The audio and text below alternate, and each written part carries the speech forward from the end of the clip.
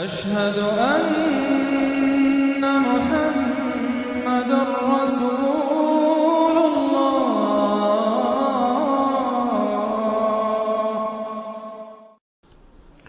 سورة عبس بسم اللہ الرحمن الرحیم. عبس وتولى ان جاءه الأعمى وما يدريك لعله يزكى أو يذكر فتنفعه الذكرى أما من استغنى فأنت له تصدى وأما من جاءك يسعى وهو يخشى فأنت عنه تلهى كلا إنها تذكرة فمن شاء ذكره في صحف مكرمة مرفوعة مطهرة بأيدي سفرة كرام بررة. صدق اللہ العظیم. یہ جو سورہ مبارکہ ہے اس کے بارے میں بعض حضرات کو جو اپنے خیال میں چاہتے ہیں کہ حضور کا مقام جو ہے جتنا بلند سے بلند ہو رکھا جا سکے تو اس کی ادھر ادھر کی تعویلیں کرنے کی کوشش کرتے ہیں، لیکن اس میں کوئی شک نہیں ہے کہ یہ واقعہ بالکل اسی طرح پیش آیا جیسا کہ یہاں لکھا ہوا ہے، اور اس کی قطعاً کوئی تعویل کرنے کی ضرورت نہیں. دیکھیے، نبی کا معاملہ یہ ہوتا ہے، رسول کا معاملہ خاص طور پر، کہ اسے دیکھنا ہوتا ہے کہ مجھے ایک عظیم جو میرے اوپر ذمہ داری ڈال دی گئی ہے اس کے پورا کرنے کے لیے بہتر راستہ کون سا ہے. اب ظاہر بات ایک معاشرہ ہے، اس معاشرے کے اندر طبقات ہیں، ڈی فیکٹو ہیں. آپ کے لیے تو وہ گیون ہیں، آپ نے خود تو پیدا نہیں کیے ہیں، موجود ہیں. اب ان میں ظاہر بات ہے جو لوگ زیادہ اثر و رسوخ رکھنے والے ہیں ان میں سے ایک اگر ایمان لے آئے تو وہ دوسرے عوام الناس میں سے بیسیوں اور دسیوں کے مقابلے میں زیادہ اہم ہو جائے. موٹی سی بات ہے، اس میں کوئی راز والی بات تو ہے نہیں. اس لیے حضور نے دعا کی، جھولی پسار کر دعا کی، پروردگار عمر بن الخطاب اور عمرو بن ہشام یعنی ابو جہل میں سے ایک کو تو میری جھولی میں ضرور ڈال دے. یہ ویسے لوگ ہیں اپنے معاشرے میں اثر و رسوخ رکھنے والے ہیں، حیثیت ہے، تکڑے ہیں، تو اگر ان میں سے کوئی ایمان لے آئے تو تقویت حاصل ہوگی. تو نتیجہ یہ نکلتا تھا کہ حضور ایسے لوگوں کی طرف زیادہ راغب رہتے تھے، توجہ فرماتے تھے. پھر خاص طور پر جو لوگ اپنے ساتھی ایمان لے آئے ہیں، اب یہ کہ ظاہر بات ہے وہ تو اپنے ہی ہیں. آدمی بسا اوقات کچھ زیادتی کر بیٹھتا اپنوں کے اوپر، اور اس کی اپنائیت ہی در حقیقت کہ یہ تو اپنا ہے، اس کو کوئی بات نہیں، سہ جائے گا، برداشت کر لے گا اور یہ سمجھ لے گا کہ اس میں کوئی مصلحت ہوگی. تو اگر اس طرح کا رویہ ہو تو یہ بالکل منطقی ہے، سمجھ میں آنے والی بات ہے. کہ ایک روز حضور کے پاس کچھ قریش کے سردار بیٹھے ہوئے تھے، گفتگو کر رہے تھے. عبداللہ ابن ام مکتوم رضی اللہ تعالی عنہ ایک نابینا صحابی ہیں، وہ آ گئے. اب یہ کہ بہرحال نابینا تھے، لیکن یہ کہ بہرے تو نہیں تھے. اندازہ تو انہیں بھی ہو گیا ہوگا کہ اس وقت گفتگو ہو رہی کن لوگوں سے ہو رہی ہے. اور جو نابینا ہوتے ہیں اللہ تعالیٰ ان کی کوئی اور ایک رنگ تیز کر دیتا ہے، کمپنسیٹ تو کرتا ہے نا ان کو. تو انہیں یہ چاہیے تھا کہ اس وقت وہ خاموش رہتے. انہوں نے یہ کیا، بار بار حضور کو اپنی طرف متوجہ کر رہے. حضور ان سے گفتگو کر رہے ہیں اس وقت. اس پر کچھ ناگواری کے آثار پیدا ہوئے، حضور کی تیوری پر بل پڑ گئے اور حضور ان کی طرف متوجہ نہیں ہوئے. وہ بددل ہو کر وہاں سے اٹھ کر چلے گئے. اس پر پھر یہ کہہ لیجئے حضور کا لفظ عتاب، یہ عتاب نازل ہوا مجھ پر، اس لیے کہ اس کے بعد پھر جب کبھی بھی آتے تھے عبداللہ ابن ام مکتوم تو حضور فرمایا کرتے مرحبا بالذی عاتبنی اللہ فیہ، مرحبا اس شخص کے لیے جس کے بارے میں اللہ نے مجھ پر عتاب فرمایا ہے. اب اس میں یہ تعویل کرنا کہ یہ حضور کے مقام تو یہ ہو ہی نہیں سکتا، انہونی بات ہے، ادھر سے ادھر سے، قطعاً کوئی ضرورت نہیں. یہ رسول بھی بشر ہوتا ہے، بشر ہونے کے علاوہ میں نے آپ کو بتایا ہے یہ دعوت کا تقاضا ہے. اب جو یہ ہمارے اس وقت جو ساتھی تھے، غریب جو حضور کے ساتھی تھے، اور جو جن کو پیٹا جا رہا تھا، مارا جا رہا تھا، جو مزدور تھے، جو وہاں کے غلام تھے، ظاہر بات ہے کوئی صاحب حیثیت کوئی شخص ایمان لے آتا تو ان کی تکالیف میں کمی ہوتی، انہیں ایک طرح کی سپورٹ ملتی. اس لیے جہاں تک نیت کا معاملہ وہ بالکل ٹھیک تھا. البتہ یہ کہ کسی وقت ایسا ہوتا ہے کہ نیک نیتی کے ساتھ بے نیکی کا جذبہ بھی ایک حد اعتدال سے تجاوز کر جاتا ہے. اور یہ قاعدہ ہے کہ حسنات الابرار سیئات المقربین، یہ درجات کی بات ہے. یہ بات عام آدمی کرتا کوئی بات نہیں تھی، یہ بات محمد سے سرزد ہوئی صلی اللہ علیہ وسلم.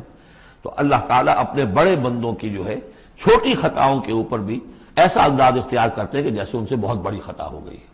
تو یہ ہے سارے مسائل سامنے ہو تو پھر کوئی ضرورت کسی تعویل کی نہیں. عبس وتولی، اب بار بار جو انہوں نے متوجہ کیا ہوگا تو حضور کا کہ چہرے پر کچھ تھوڑی سی ناگواری سے شکنیں پڑ گئیں اور آپ نے ان کی طرف خطاب نہیں کیا، پھر موڑ کر میری طرف دیکھیے، وہ دیکھ کر پھر یہ ماتھے پر شکن لے کر آپ نے پھر منہ موڑ لیا۔ ان جاءہ الاعمی، اس بات پر کہ اس کے پاس ایک نابینا آیا۔ وما یدریک لعلہ یزکیٰ، اے نبی آپ کو کیا معلوم کہ اسے وہ تزکیہ حاصل کرتا، وہ بلند مقامات آپ کی گفتگو سے استفادہ کر کے اپنے درجات بلند کرتا، اور یذکر فتنفعہ الذکریٰ، یا یہ کہ وہ نصیحت اخذ کرتا، اسے وہ نصیحت مفید ہوتی۔ اما من استغنی، آپ کا معاملہ یہ ہے کہ جو مستغنی ہے، سننے کو تیار نہیں ہے، فانت لہ تصدیٰ، تو آپ ان کے فکر میں رہتے ہیں، آپ ان کے پیچھے اپنے آپ کو ہلکان کرتے ہیں۔ یہ لوگ جو ہیں یہ تو آپ کی بات سننے کو تیار نہیں ہے۔ وما علیک الا یزکیٰ، اور اگر وہ پاکی اختیار نہیں کرتے تو آپ کے اوپر کوئی الزام نہیں، آپ سے پوچھ گچھ نہیں ہوگی۔ واما من جاءک یسعیٰ، اور وہ کہ جو آیا ہے آپ کے پاس دوڑ کر چل کر آیا ہے، بھاگ کر آیا ہے، وہو یخشیٰ، اس کے دل میں خشیت بھی ہے، فانت عنہ تلہیٰ، تو آپ اس سے کچھ استغنا اور تغافل برت رہے ہیں۔ کلا، ایسا نہ کیجیے، انہا تذکرہ، یہ قرآن تو ایک یاد دہانی ہے، فمن شاء ذکرہ، جو چاہے اس سے نصیحت اخذ کر لے۔ ابو جہل نہیں کرتا، دفع ہو، ابو لہب نہیں کرتا، دفع ہو۔ جو کرنا چاہتے ہیں آپ کی توجہ ادھر ہونی چاہیے، جیسے سورہ کہف کے اندر آیا، وَاصْبِرْ نَفْسَكَ مَعَ الَّذِينَ يَدْعُونَ رَبَّهُمْ بِالْغَدَاةِ وَالْعَشِيِّ يُرِيدُونَ وَجْهَهُ وَلَا تَعْدُ عَيْنَاكَ عَنْهُمْ تُرِيدُ زِينَةَ الْحَيَاةِ الدُّنْيَا وَلَا تُطِعْ مَنْ أَغْفَلْنَا قَلْبَهُ عَنْ ذِكْرِنَا وَاتَّبَعَ هَوَاهُ فَكَانَ أَمْرُهُ فُرُطًا۔ تو یہ مختلف مواقع پر یہ بات آئی ہے، لیکن ظاہر بات ہے کہ حضور معاذ اللہ ثم معاذ اللہ ثم معاذ اللہ کسی ذاتی غرض کی وجہ سے تو نہیں، اور یہ ہمیشہ ہوگا دعوتوں میں، تحریکوں میں۔ ظاہر بات ہے ہر سطح کے لوگ ہوتے ہیں، اب جو بھی داعی کوئی ہے، کوئی کسی جماعت کا امیر ہے، اب اس کا وہی ہوگا، اور وہ چونکہ ایک کمپلشن ہے کہ جو لوگ معاشرے میں زیادہ مؤثر ہیں، صاحب حیثیت ہیں، ان کا ایمان لے آنا، ان کا ساتھ آ جانا، کسی تحریک میں شامل ہو جانا، وہ اس تحریک کے لیے، اپنے لیے نہیں، ذات کے لیے نہیں، اس تحریک کے لیے، اس دعوت کے لیے، اس مقصد کے لیے یقیناً مفید تر ہے۔ اس حوالے سے معاملہ رہے گا، اور اس میں یقیناً پھر ایسا ہوتا ہے کہ دوسرے طبقات کے لوگ جو ہیں وہ پھر اسے محسوس کرتے ہیں، مغایرت سی ہو جاتی ہے۔ تو یہ در حقیقت دنیا میں بھی یوں سمجھیے کہ ہر اعتبار سے یہ پل سرات جسے ہم کہتے ہیں کہ اس کو بال سے زیادہ باریک اور تلوار کی دھار سے زیادہ تیز ہوگی، وہ دنیا میں بھی ہے۔ دو انتہاؤں کا معاملہ ہر وقت رہتا ہے۔ کوئی شخص جو ہے وہ اپنی خودداری، عزت نفس کی وجہ سے ایک رویہ اختیار کرتا، دوسرا سمجھتا متکبر ہے۔ یہ ایک شخص ہے جو کسی کے ساتھ ملائمت سے پیش آتا ہے، دوسرا سمجھتا ہے میری خوشامد کر رہا ہے، چاپلوسی کر رہا ہے۔ تو ان دونوں چیزوں کے اندر تکبر اور خودداری، بس یوں سمجھیے کہ قدم میں فاصلہ دارن، بلکہ قدم بھی بڑی شے ہے، وہ باریک بال ہی ہے درمیان میں کہ خودداری کسے کہتے ہیں، تکبر کسے کہتے ہیں۔ تو اس میں یہ ہے کہ ہر معاملے کے اندر کوشش ہونی چاہیے درمیانی راستے کی، جتنی بھی انسان کر سکے۔ یہاں جس شان کے ساتھ قرآن کا ذکر ہوا ہے کہ اس قرآن مجید کو بھی آپ اپنا جس طریقے سے اپنی فرض رسالت کی ادائیگی کے لیے جس طرح آپ اپنے آپ کو ہلکان کر رہے ہیں، اس میں ایک پہلو اور بھی ہے، اس قرآن کی بھی توہین ہو رہی ہے۔ اس قرآن کو بھی لیے آپ پھر رہے ہیں، ان کو دے رہے ہیں، پڑھو اور سنو اور سمجھو، پھر میں سناتا ہوں، پھر سناتا ہوں۔ کلا انہا تذکرہ فمن شاء ذکرہ، نہیں، یہ تو ایک نصیحت ہے، جو چاہے اخذ کرے، جو نہیں کرنا چاہتا دفع ہو۔ فی صحف مکرمۃ، اور یہ قرآن اصل میں تو ہے بڑے باعزت صحیفوں میں، بلکہ یہ چوتھا مقام آ گیا، اگرچہ یہاں پہ لفظ نہیں آیا ہے وہ، جیسے کہ ہم پڑھ چکے ہیں حوامیم کے سلسلے میں۔ یہ قرآن کہاں ہے؟ وَإِنَّهُ فِي أُمِّ الْكِتَابِ لَدَيْنَا لَعَلِيٌّ حَكِيمٌ، یہ تو ام الکتاب کے اندر ہے جو ہمارے پاس ہے اور بڑے بلند مقام پر ہے۔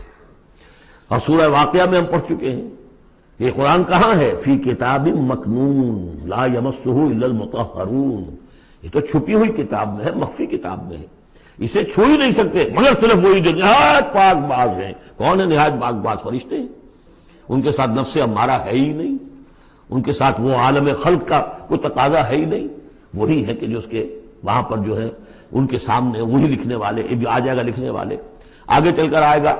وہ یہ قرآن کہاں ہے؟ بل ہوا قرآن مجید فی لوح محفوظ، تو لوح محفوظ، کتاب مکنون، ام الکتاب، اصل قرآن وہاں ہے، جیسا کہ بارہا میں نے کہا یہ تو قرآن کی مصدقہ نقول ہے جو اللہ نے ہمیں فراہم کر دی، اصل قرآن وہاں ہے۔ اسی کا تذکرہ یہاں ہو رہا ہے فی صحف مکرمۃ. وہ ام الکتاب جو ہے وہ تو بڑے مکرم، بڑے معزز باعزت ورقوں میں ہے. مرفوعہ، بلند و بالا، مطہرہ، نہایت پاک، بے ایدی سفرۃ، وہ ان کے ہاتھوں میں ہے لکھنے والے فرشتے. وہاں سے نقلیں تیار کر کر کے بھی تو آخر بھیج رہے ہیں نا وہ. بے ایدی سفرۃ کرام بررہ، اور وہ خود بھی بڑے باعزت ہیں، بڑے نیک ہیں. تو یہ ہے قرآن مجید کا مقام. تو آپ اس قرآن مجید کے ساتھ بھی اس کے مقام کو سمجھتے ہوئے معاملہ کیجئے. جو اس کی توہین کرتا ہے اسے دفع کیجئے، اس کو منہ نہ لگائیے. اور آپ تو اپنے آپ کو جو بھی آپ کے پاس چل کر آئے اور جو واقعتاً طالب ہو ہدایت کے اور نیکی کے اور تقویٰ کے، ان پر توجہ دیجئے. قتل الانسان ما اکفرہ، ہلاک ہو جائے یہ انسان کس قدر یہ ناشکرا ہے. من ای شیء خلقہ، کبھی سوچے یہ اللہ نے اسے کس چیز سے پیدا کیا ہے. من نطفہ، ایک بوند سے. خلقہ، اسے بنایا. فقدرہ، اس کا ایک اندازہ مقرر کر دیا. دیکھیے ہر انسان کا ایک اندازہ ہے، شاکلہ. آج ہم سمجھتے ہیں جینز ہیں، ہر شخص کو جو جینز ملے ہیں اسی کے حساب سے اس کا شاکلہ وجود میں آئے گا. یا تو اس کو جو جینز مل رہے ہیں ماں سے اور باپ سے، اور یا پھر یہ ہے کہ جس ماحول میں اللہ نے اس کو پیدا کیا اس سے اس کا ایک شاکلہ وجود میں آتا ہے. تو فرمایا کہ اس کا پھر ایک اندازہ بھی ہم نے مقرر کر دیا. ثم السبیل یسرہ، پھر ہم نے آسان کر دیا اس پر راستہ. اس میں یہ بھی ہے معنی لیے گئے ہیں کہ ماں کے پیٹ سے اب کس قدر یہ مرحلہ سخت ہے، اس کا وہ راستہ جو اس کا نکلنے کا ہے کس قدر سخت ہے، کس قدر انسان کے لیے واقعتاً ایک عجوبہ ہے. تو اس کو وہ راستہ اس کے لیے آسان کر دیا. لیکن یہ کہ پوری زندگی کا راستہ بھی ہے. ثم اماتہ فاقبرہ، پھر اس پر موت وارد کی اور پھر اسے قبر میں داخل کر دیا. ثم اذا شاء انشرہ، پھر جب چاہے گا اسے اٹھا لے گا. اب اس میں جو اصل ہے ردم کو دیکھیے، جب یہ کیا پھر یہ کیا پھر یہ کیا پھر یہ کیا پھر، تو کیا یہی مشکل ہے کہ دوبارہ اٹھا نہیں سکتا؟ قتل الانسان ما اکفرہ من ای شیء خلقہ من نطفہ خلقہ فقدرہ ثم السبیل یسرہ ثم اماتہ فاقبرہ ثم اذا شاء انشرہ کلا لما یقض ما امرہ. کوئی نہیں، لیکن اس نے تاحال وہ بات پوری نہیں کی جس کا کہ اسے حکم دیا گیا تھا. فَلْيَنظُرِ الْإِنسَانُ إِلَىٰ طَعَامِهِ، تو ابھی اگر کوئی شک ہے تو ذرا انسان غور کرے اسے کس طرح پیدا کیا تھا، اب اس کے لیے غذا کہاں سے اللہ دے رہا ہے، اس کا پیدا کرنے والا. فَلْيَنظُرِ الْإِنسَانُ إِلَىٰ طَعَامِهِ، وہ ذرا اپنے کھانے کو دیکھو، غذا کو دیکھے. أَنَّا صَبَبْنَا الْمَاءَ صَبًّا، ہم نے آسمان سے بارش برسایا جیسے کہ برسایا جاتا ہے، پانی برسایا. ثُمَّ شَقَقْنَا الْأَرْضَ شَقًّا، پھر ہم نے زمین کو پھاڑا جیسے کہ وہ پھٹتی ہے، اس میں سے وہ پھر کونپلیں نکلی ہیں. فَأَنبَتْنَا فِيهَا حَبًّا، ہم نے اگا دیے اس میں اناج. وَعِنَبًا وَقَضْبًا، اور اس میں انگور بھی اور مختلف ترکاریاں بھی، ککڑیاں وغیرہ. وَزَيْتُونًا، اور زیتون، وَنَخْلًا، اور کھجوریں. وَحَدَائِقَ غُلْبًا، اور بڑے گھنے اور گنجان باغ. وَفَاكِهَةً، اور میوے. وَأَبًّا، اور چارہ تمہارے جانوروں کے لیے. مَتَاعًا لَكُمْ وَلِأَنْعَامِكُمْ، یہ تمہاری ضروریات کی بہم رسانی ہے، تمہارے لیے بھی اور تمہارے چوپایوں کے لیے بھی. کس قدر یہ مضامین جو ہے مل رہے ہیں سورہ نازعات کے اور عبس کے.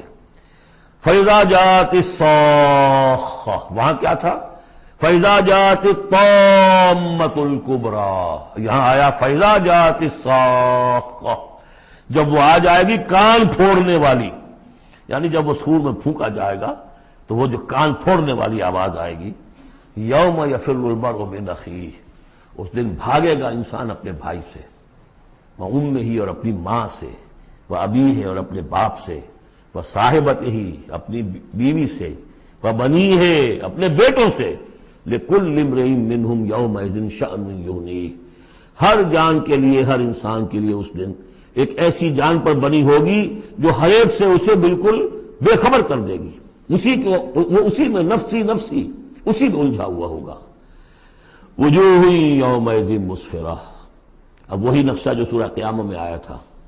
وجوہ یومئذ ناظرۃ الی ربہا ناظرہ، ووجوہ یومئذ باسرۃ تظن ان یفعل بہا فاقرہ. وجوہ یومئذ مسفرہ، بہت سے چہرے ہوں گے اس روز روشن. ضاحکۃ مستبشرہ، تبسم ہوگا ان کے چہروں پر، ہنس رہے ہوں گے اور خوشیاں منا رہے ہوں گے. وَوُجُوهٌ يَوْمَئِذٍ عَلَيْهَا غَبَرَةٌ، اور کچھ چہرے ہوں گے ان کے اوپر دھول پڑی ہوگی، غبار آلود، ترہقها قطرہ، ان پر سیاہی چھائی ہوئی ہوگی۔ اولئک هم الکفرۃ الفجرہ، یہی ہے وہ کہ جو منکر ہے اور فاجر ہیں، اپنے نفس کے تقاضوں کو پورا کرنے کے لیے وہ تمام حدود سے اور قیود سے آزاد ہو جاتے ہیں۔